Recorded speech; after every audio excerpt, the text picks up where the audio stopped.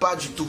Il y a un prêtre catholique béninois qui s'est donné la mort depuis le vendredi 3 juin 2022. Très tôt le matin à l'aube, il s'est jeté dans un puits. Aux dernières nouvelles, il serait mis en examen par le Vatican. Les nouvelles planaient qu'il serait excommunié. Ne voulant pas subir la honte de son vivant, il s'est donné la mort. Incroyable quand on apprend une pareille nouvelle. Pour moi, c'est la première fois que j'apprends qu'un prêtre catholique se suicide. Mais pourquoi? On ne sait vraiment pas. Ce qui est sûr, peut-être que c'est une histoire de pédophilie, peut-être une histoire de malversation financière, d'homosexualité. Mais je dis, quel que soit l'acte qu'il a commis, il aurait pu rester vivant. Il serait peut-être excommunié, il ne serait plus prêtre, il ne peut plus être catholique, mais il aurait pu rester vivant pour se redonner une chance. C'est vrai que pendant un moment, beaucoup de gens allaient se moquer de lui qui était prêtre, qui devient du jour au lendemain un subalterne, mais il aurait pu rester vivant. Il n'aurait jamais pris cette mauvaise décision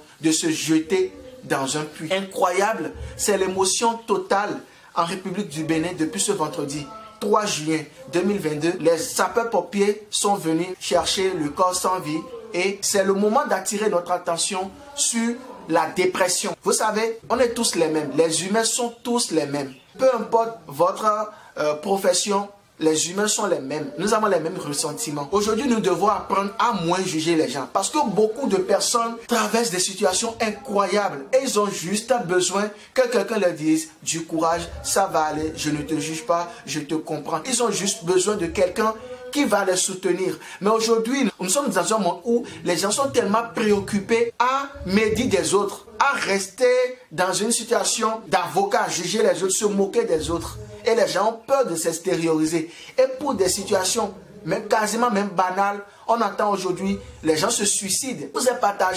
J'ai partagé avec vous il y a 2 jours une vidéo où il y a une sœur chrétienne nigériane élite qui s'est donné la mort tout simplement parce que depuis 7 ans, elle a cherché à se marier, elle n'a pas pu se marier, elle a cherché à faire d'enfants, elle n'a pas pu. Depuis 7 ans, elle n'a pas fait l'amour, donc elle déprimait jusqu'à, elle s'est suicidée. Pourtant, c'est quelqu'un qui allait à l'église tout le temps. Donc au sein de nos communautés religieuses désormais, il est grand temps qu'on se parle, qu'on s'extériorise, qu'on se juge moins. Les gens meurent pour des situations très banales. Regardez maintenant un prêtre catholique qui se donne la mort en République du Bénin, à Adjabo, c'est à Calavi, c'est une commune du Bénin.